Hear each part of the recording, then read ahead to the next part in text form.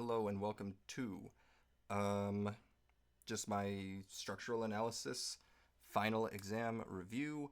I'll be documenting my freaking process of going through all the homeworks in this series. So let's start with part one. I'm gonna just try to one-shot all these homeworks, and if I get stuck, I get stuck. I'll try to solve it, and if I have to look things up, I will. So I'll try to replicate this figure. So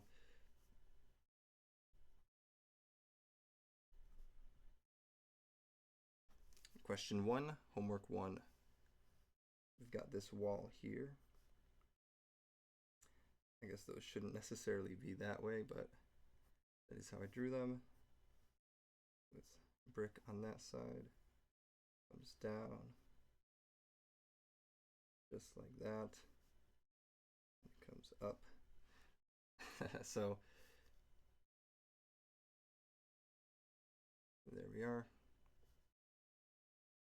Of course, it's brick.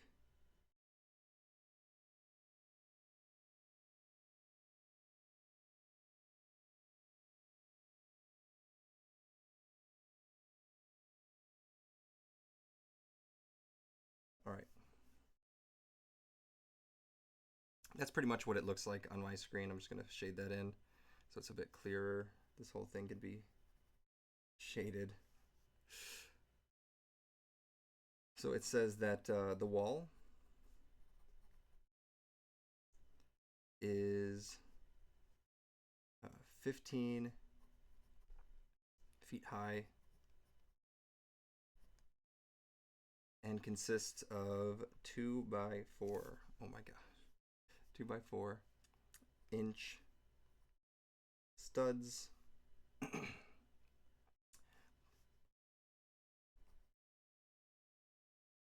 Plastered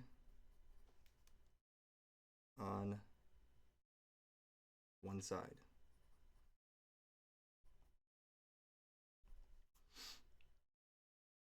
On the other side, there is 4-inch clay brick. And what's it asking? It wants to know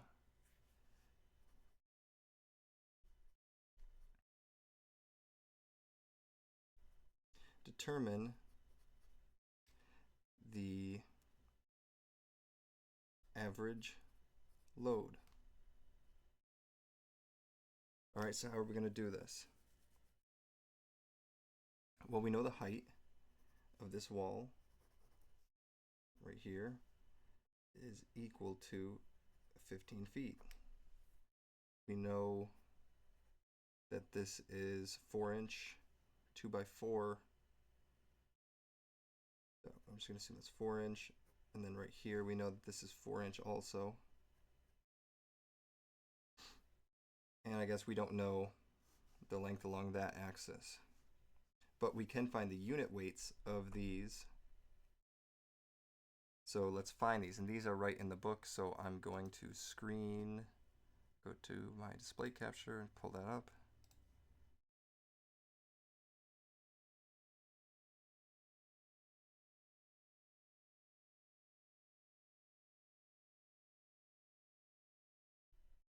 I'm so happy they don't let you download these, because this is much, much more convenient. I mean, just imagine if I had this downloaded on my computer. I wouldn't have to do all this logging in and waiting. Woe is freaking me, I guess.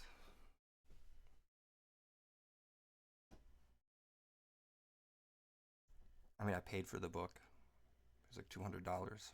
I could at least have it at my disposal for that price.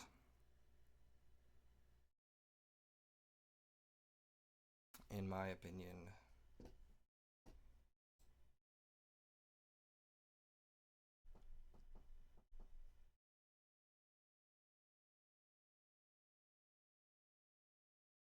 And here we should find our tables. Like right here. Is this one-sided? 4-inch clay brick. So let's write here.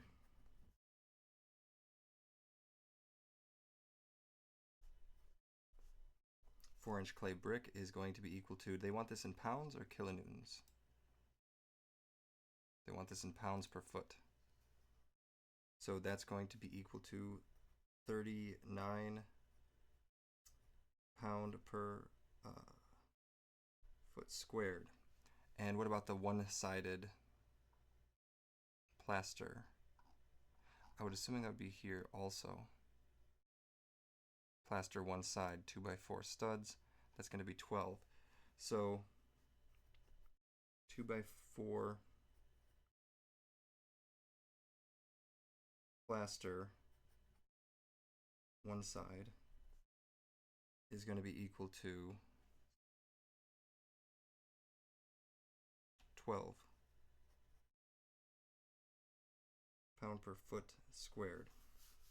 So now that we know it's pounds per foot squared, we want to know for how many feet. Well, I would say by 15. Since the 4 is already factored here and factored here, I'm just going to ignore this 4 here and that 4 there and say that the height is now the only variable. So if we do 39 pound per foot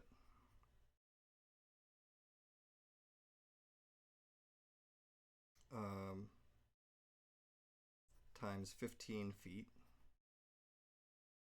plus 12 pound per foot squared, by the way, sorry, squared by the way, times 15 feet. What we should be left with is some answer that is in, just pounds per foot, because these would cancel right there and there, and that would be, I guess, your average load. So 39 times 15 and 15 times 12. So let's add these together.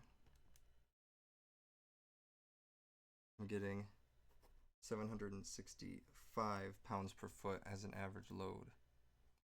And this answer is correct. Question 1 out of 9 complete. Oh shoot, I forgot to do the thing where I point the camera at myself again. Here's the work I was doing. Sorry about that. I'll let you guys take a look at that.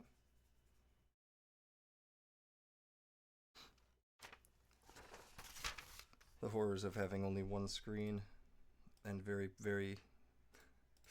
I mean, I don't need to show the screen, I don't think, for this next one. I could probably draw another diagram. Having very short memory. So, here's the diagram. Got a top piece, secondary piece,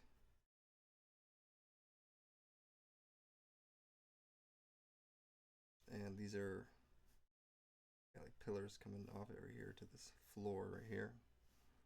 And this is a concrete slab,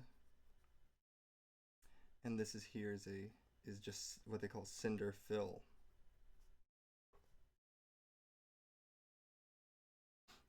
Okay, and they're saying this is A, they're saying that's B, and this right here is the ceiling. This is question 2. And what do they tell us? They say that A equals 8-inch and that B equals 6-inch.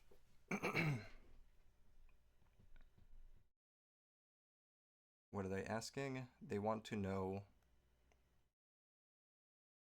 if the suspended ceiling on the first floor consists of metal lath and gypsum plaster. Determine the dead load design in pounds per foot squared, pounds per square foot of floor area. Okay, so they want to know what is the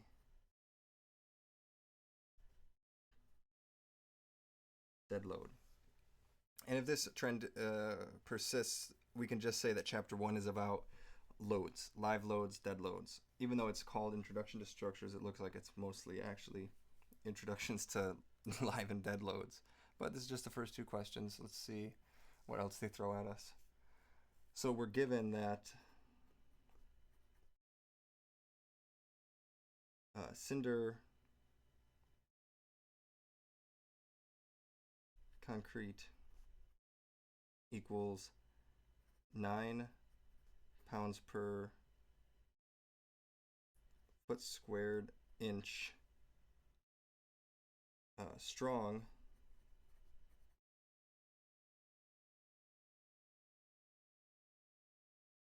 concrete equals 12 pounds per foot squared inch, and that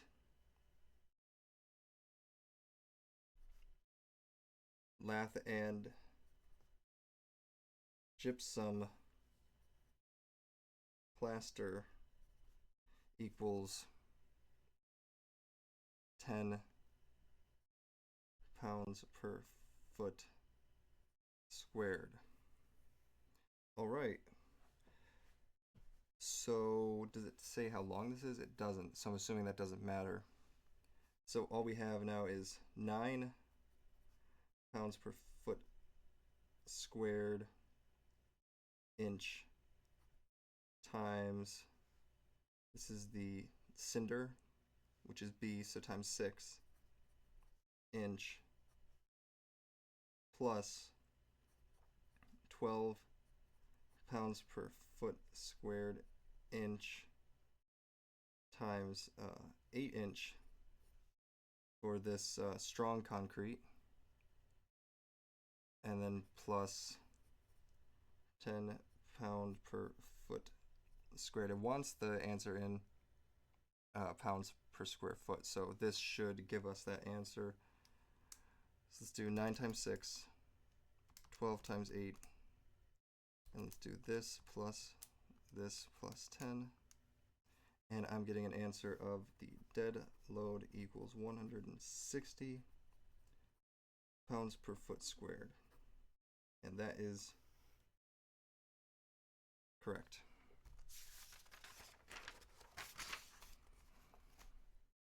Can you guys see the calculator as well? Kind of. I can move it in a little bit. Actually, it would be nice, I guess, to have the calculator on this side because it won't get in the way of my writing hand in theory.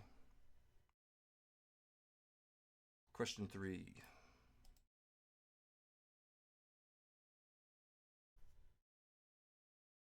Oh, this one's a bear. I remember this. So, looks a bit like this.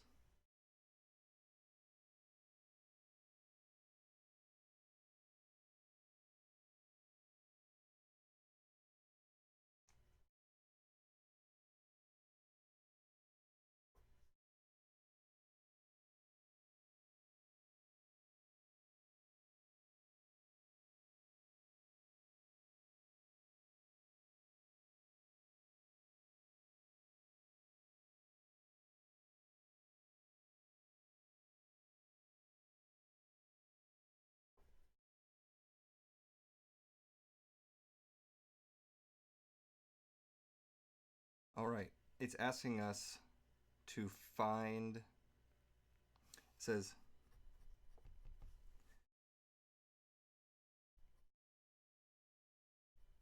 determine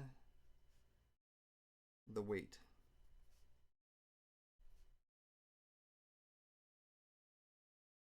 Forgot that this structure actually looks like this.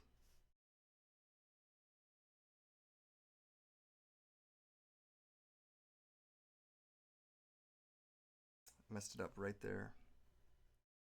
Should look like that. I'm not an art major, but just that addition right there does help the overall. Ooh, erase too much. Overall look of this. Okay. So all we can do here, in my opinion, is I'll use this side as an example, is break this up into many shapes. So these right here, we can call these the triangles. We've got this bottom base here. guess I'll do it on this side too. So here we're gonna have two tiny triangles. This rectangle 1, I can just say 1, 2, 3, 4, 5, 6, 7. This base is going to be the easiest. Forgot this bottom part. They give it to us right there, 24 inches. Then we're going to have this next set of triangles. I should actually draw it like this.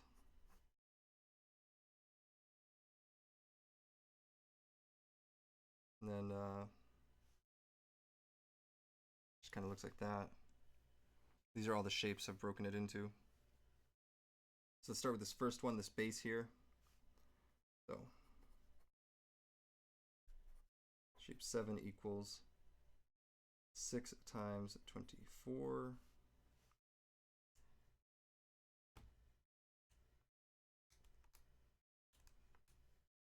equals 144. What's this going to be? Pounds per square inch.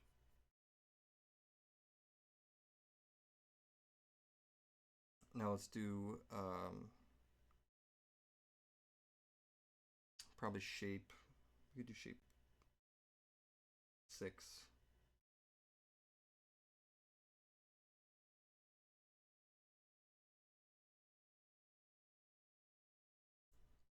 6 and 4. These are going to be something times 12. So it's going to be 12 for the height. It's actually going to be 1/2 base times height. And, well, what's the base here? Well, we have a theta. We're given this, right? We essentially have a triangle. Let's make sure you guys can see that. We have a triangle here, like this, with a height of 12 and an interior angle of 55. And what do we want to know? We want to know this base here. We can call it x. I can say x equals, what, 12 cosine theta?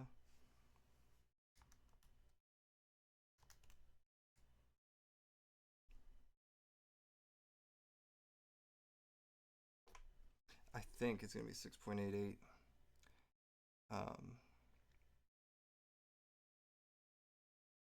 Yeah, something about this just tells me this is right. I don't know if this is right or not. I don't know my trigonometry.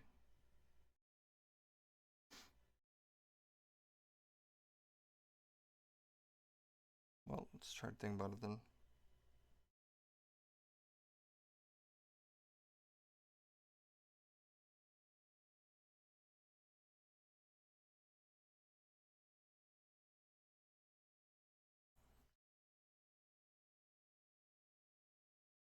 Tan theta equals, or I guess just tangent equals opposite over adjacent. So if we know this angle,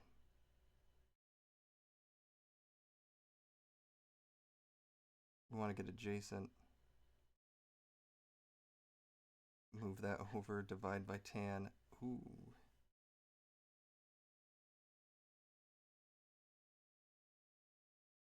This actually might not be 6.88, although it would make sense that it is. Opposite over adjacent is equal to tangent.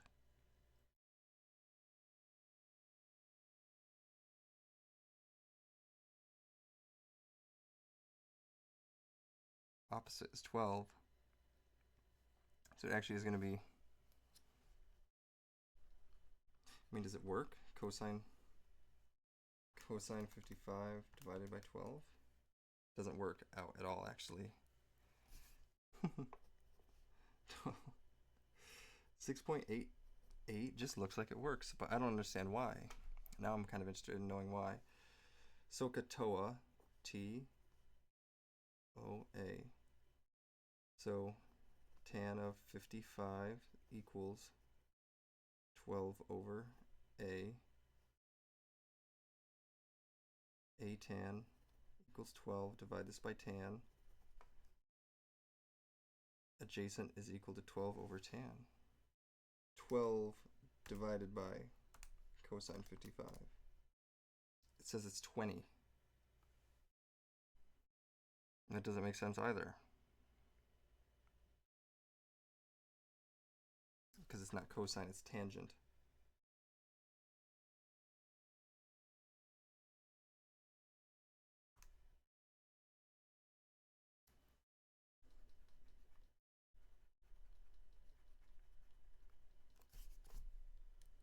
What would the cosine identity be? So opposite over opposite of our hypotenuse. We don't know the hypotenuse. Tangent was the right one to do. So x is actually equal to 12 divided by tan theta, which is equal to 8.4. Never trust your intuition with math. 8.4 times height of 12. 1/2 base times height. 50.42 pound per inch squared. Well, actually, no. We just know the area. There's no pound here.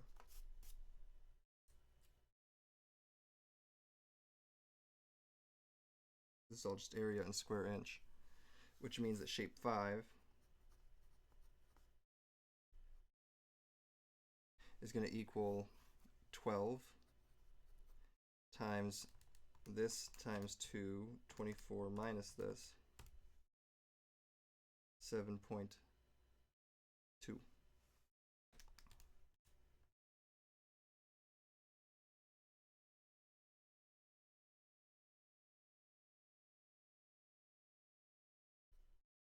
And if you want to know how I got that, this triangle has a base of 8.4, and so does this one. So that's 2 times 8.4.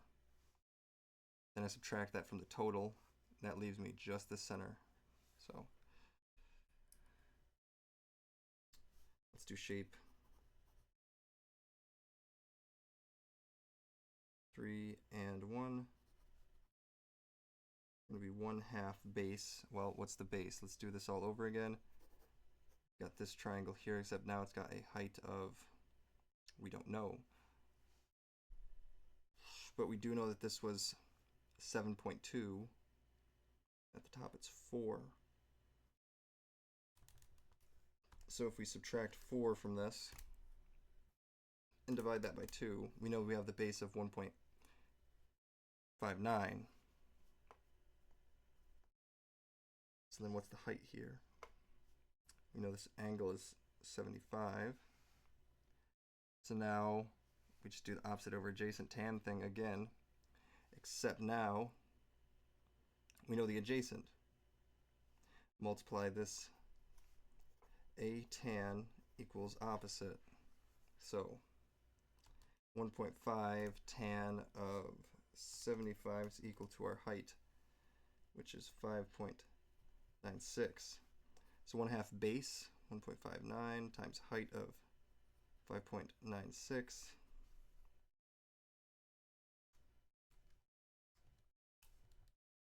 Base times height.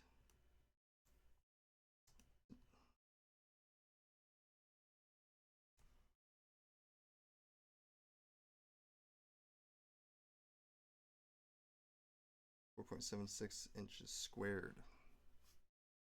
Okay. Total area.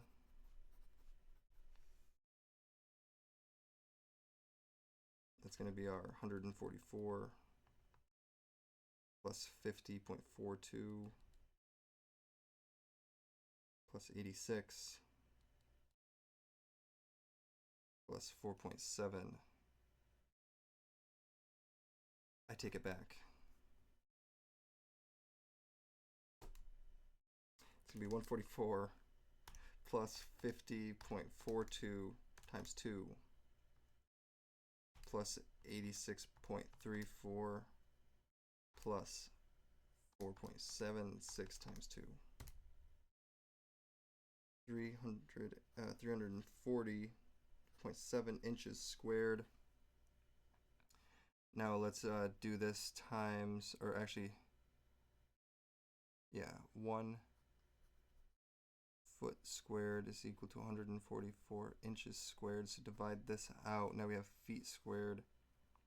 It's actually going to be divided by 144. 2.365 foot squared, and the pounds per footage on concrete, I believe, is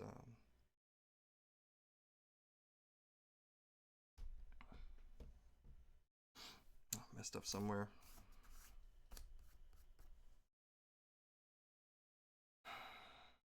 Where exactly did I mess up? I'm gonna say this is good. These are sus. I believe if I made any mistakes, it would be finding the base and the height of these triangles.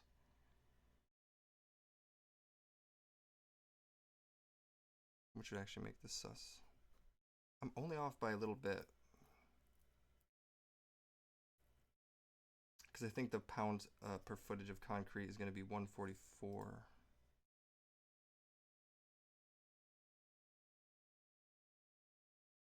I don't think it would be in live loads. Would not be in wind loads. Yeah, concrete, stone, concrete is 144. So when I multiply it back, it should come back to this number. Hmm.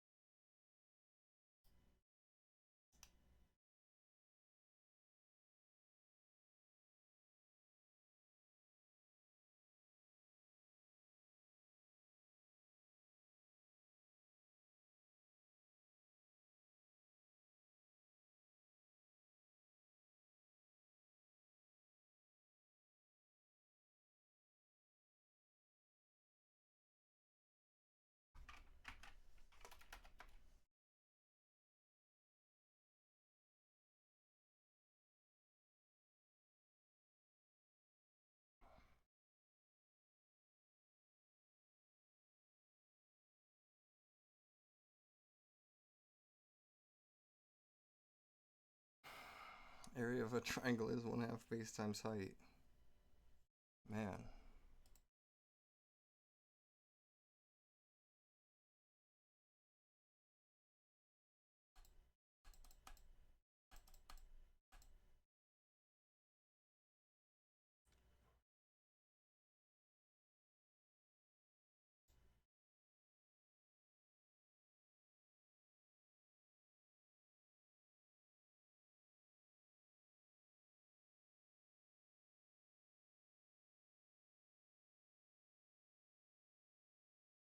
.4 is correct for the first one. 5.97 is correct for the second one. Where did I mess up? Did the is it when I put it in the calculator?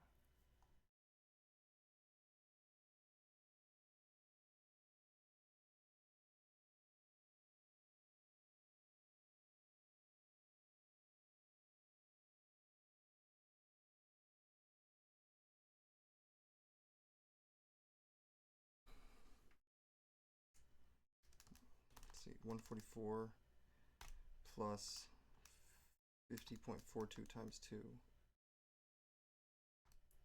plus 86.34. This one right here. Did I ever calculate that triangle? I didn't. There's one more. There's just one more shape. Shape 2.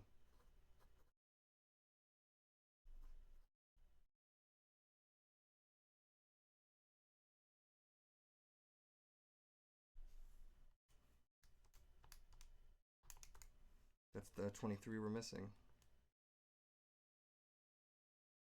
There we go. So divide this out. This actually is 2.53.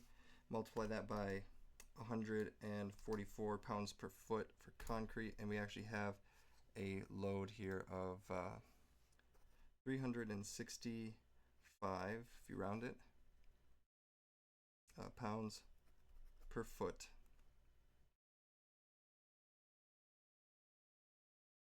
Of concrete. Just forgot one of the shapes. Forgot to count. All right. It's good though. We got it.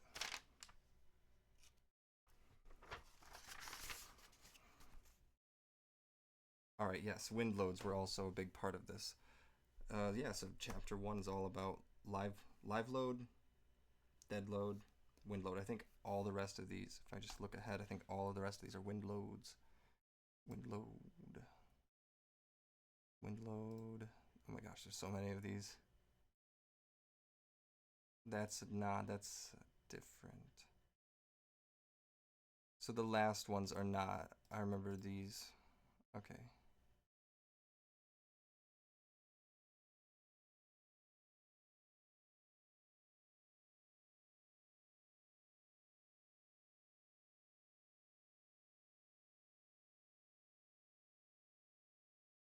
All right. Question 4. We've got a table, all these wind loads, and probably write it. So all we're given that we need to know is that it is fully enclosed. You have height.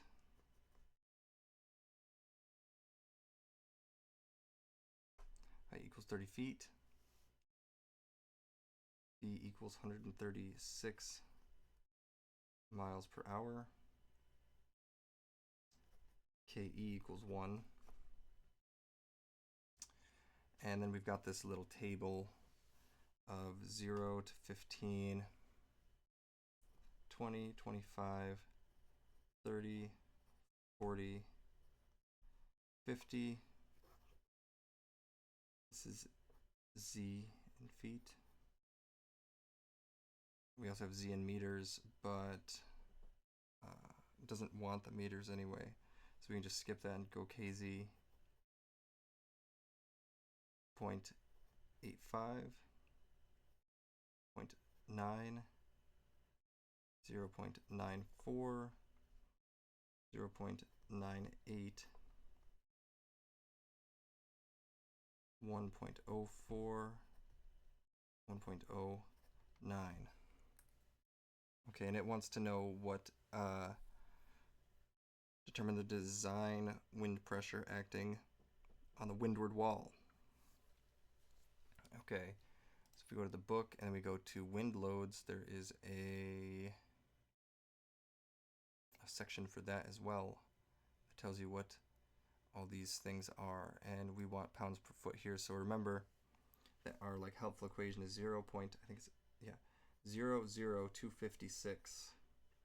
It's kz, kzt, kd, ke v squared.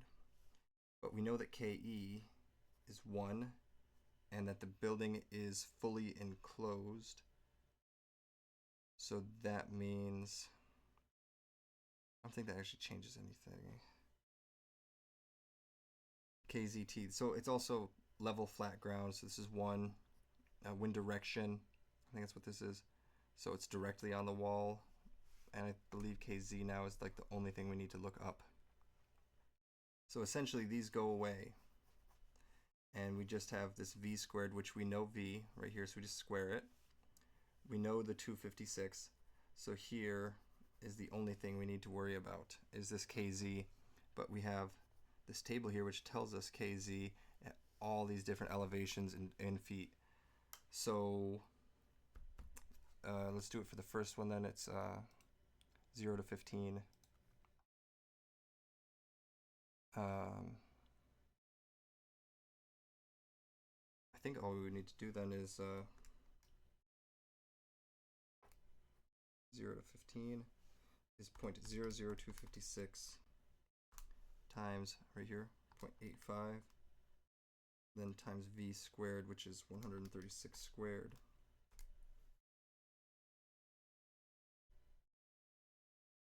.24, but we do have worked examples of this wind load thing, so I can also open my notebook to that just to make sure it's all going good. I think we went through, did we go through tributary area first? I think we did, which is backwards.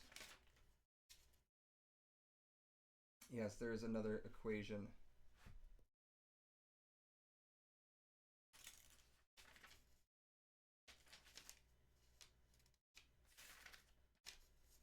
Here, pretty much just 2 pages on wind loads here.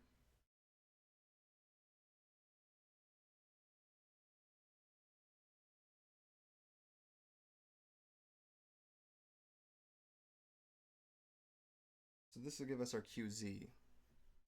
What this equation is, this is our QZ equation. So QZ 0 to 15 is equal to that.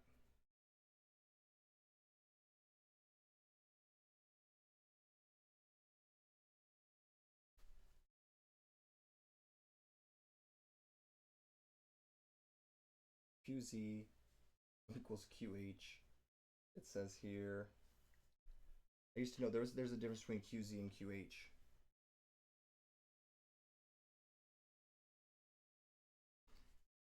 I remember I discovered it once and I was like, oh man, freaking mind blown. It seems like I've forgotten it. Looks like we talk about wind pressure for just like a few pages here. But it should be enough to solve the problem.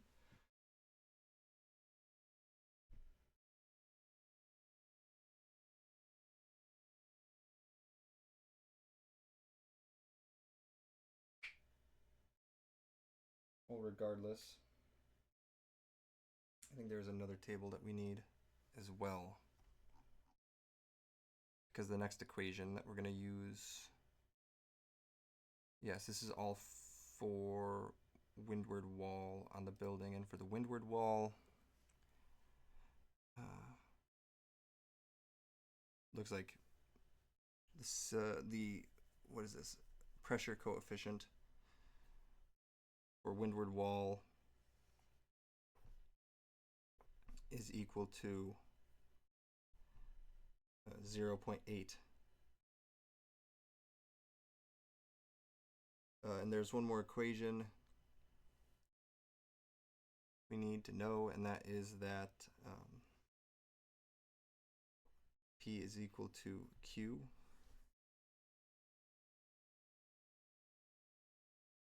GCP minus QH GCPI, which is internal pressure. But we know that this right here is just going to become plus or minus 0.18 for a fully enclosed building. We know this is going to become 0.8, and I believe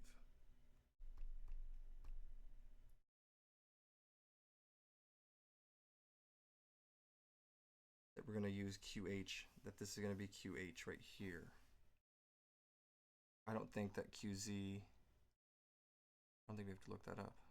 I think they're going to be the same thing. I think QH is going to equal QZ.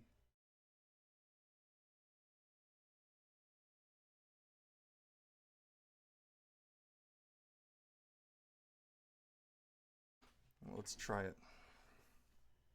40.24 times 0.8. And then what this number is, it's just going to be our 40.24 times 0.18. It's going to be plus or minus that for this. So let's do plus. Let's do minus. So we're getting 39.24, which is wrong.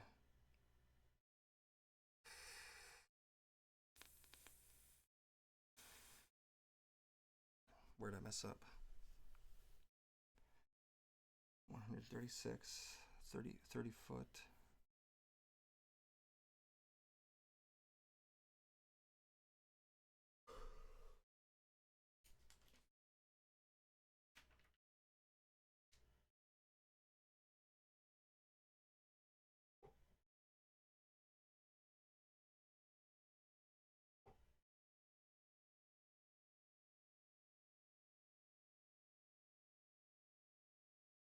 Should that be 0.85? And I just did 0.8.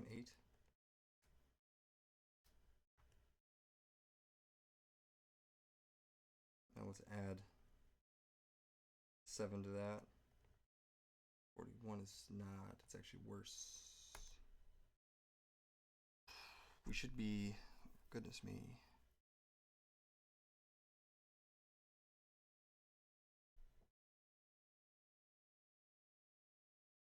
I got my KZ from that table.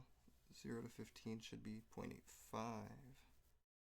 That's good. V squared is self-explanatory,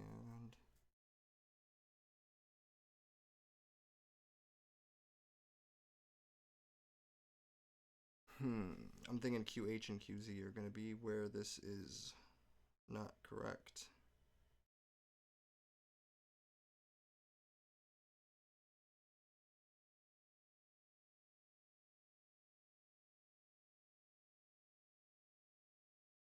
QH going to be the maximum height of the building. H is defined as the central height of the roof. Q equals QH, all other walls. Q equals QZ for the windward wall. So Q, this right here, is going to be equal to QZ. So then what's QH? Is that going to be 30?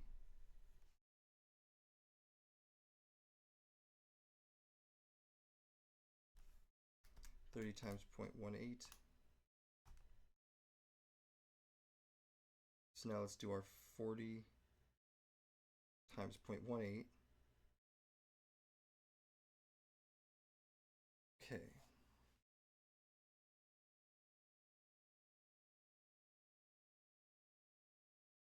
No, this is laughably off.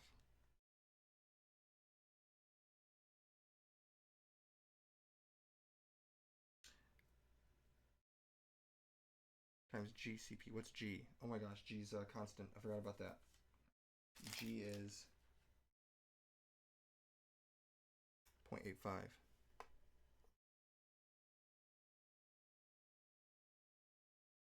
So this is actually going to be 0.85 times 0.85 also.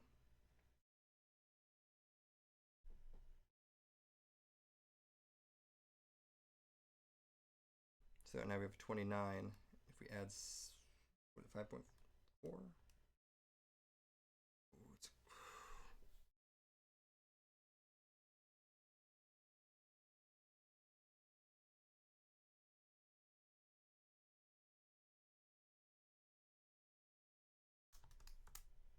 No, it's not even close.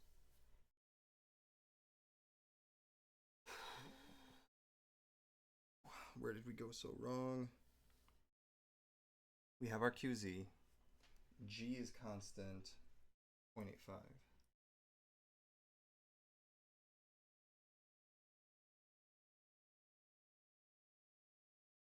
Okay, let me write this out. G equals 0.85. Pressure constant equals 0.8. GCPI plus minus 0.18.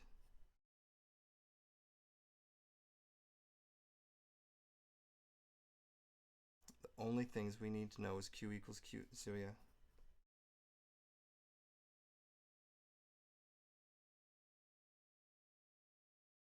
What's QH equal? So writing this all out, this should be, let me do this real quick. 0.00256 times 0.85, which is our KZ, times V squared, which is 136 squared. Beautiful. Do this number here times 0.85 times 0.8. There's our 27.36. Now QH, I'm going to say is the 30 for the whole height max. 30 times 0.18, 5.4, but when you add these,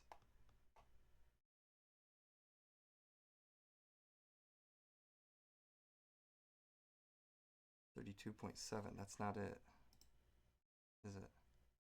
35.7 is what we need.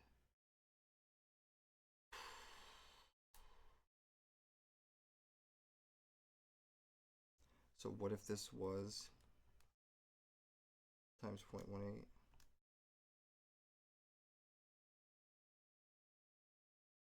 34.6.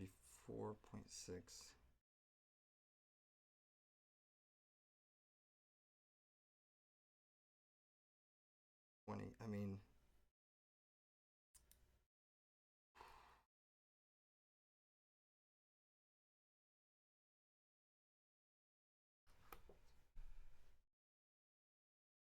is that just rounding error at that point? Previous answers.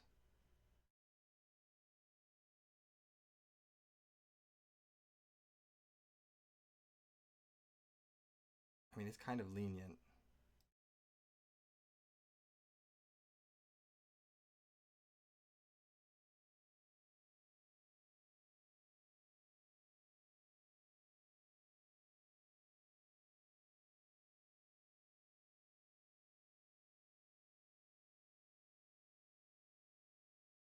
I mean, if we ask for another problem, what could it change? So let's do this a bit differently.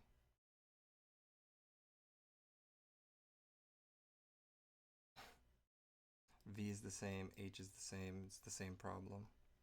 So I'm going to input my answers and see if it takes them. And if that's the case, then do I have that enabled? Is there a button to enable this? Numlock? Oh, there it is. Okay.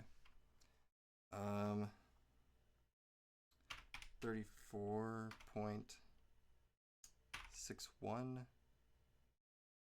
Separate with a comma. 20.12. Oh, it doesn't like that, so that's wrong.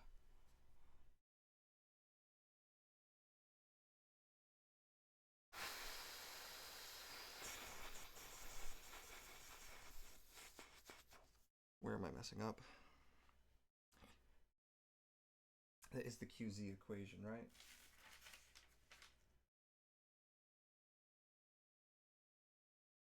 Yep, QZ does equal all those things.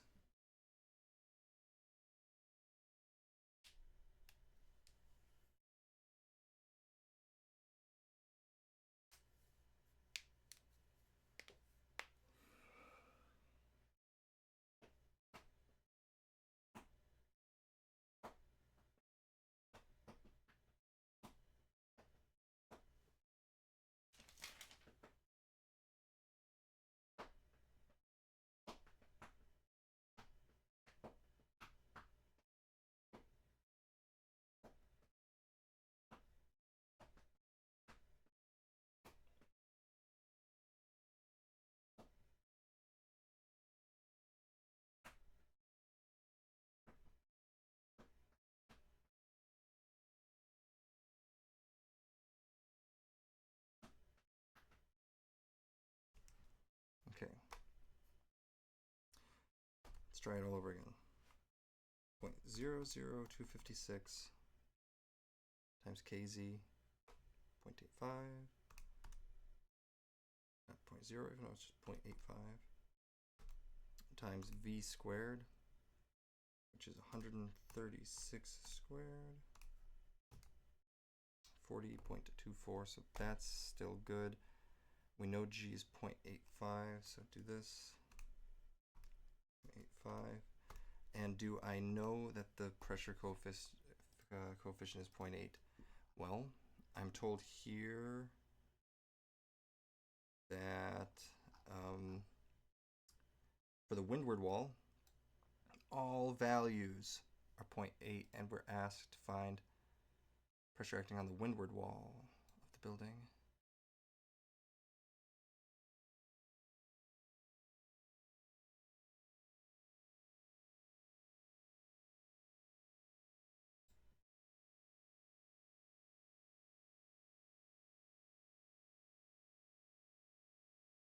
So I know that this is going to be 0.8. And that's this half of the equation. Q is equal to QZ, G and CP. How do I know that Q is equal to QZ? Well, I'm told that Q equals QZ for the windward wall. I know that's the QZ equation because it's what we're told.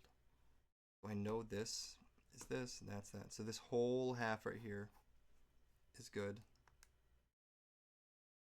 I'm getting 27.368 for that. Now QH, GCP. I know GCPI is 0.18. It's always plus or minus 0.18. 27.9. How? This.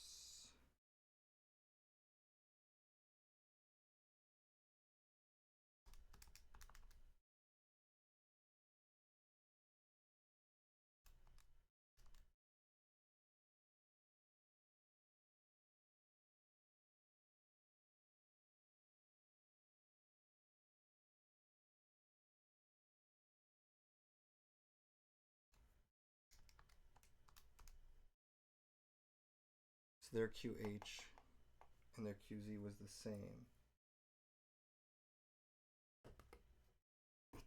Actually, it wasn't.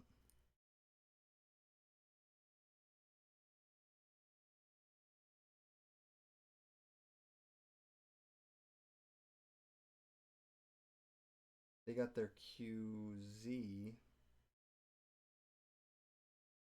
So this is, they call it the QZ equation, but in my notes, this is actually solving for QH. They're using this for QH, but they're using QZ, which this should be. They're using something else. How are they using it? 75 tan 10 is 13.22. 20 plus this is 32.33.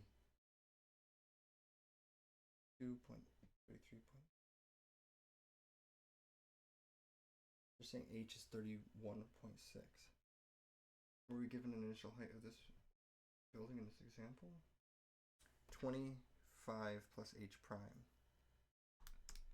It's actually 25 plus this H prime.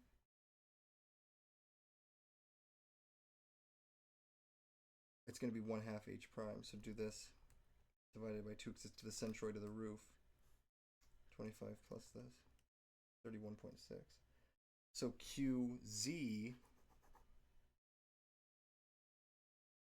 what do we use for QZ?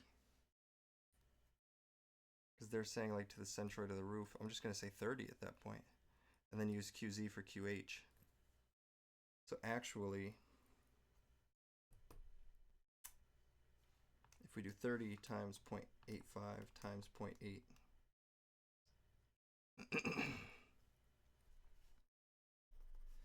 I'm getting 20.4, and if I use QZ for QH,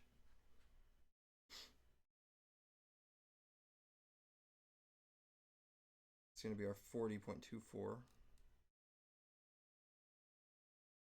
times 0.18.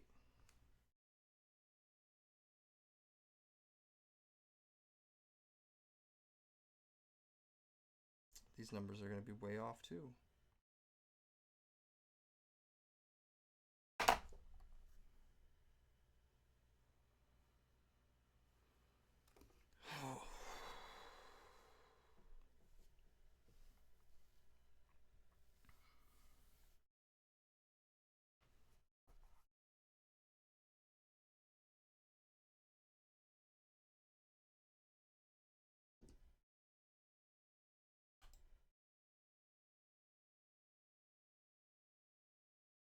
Actually, what? Oh, I see. It is the same thing, isn't it? 35.7 and 19.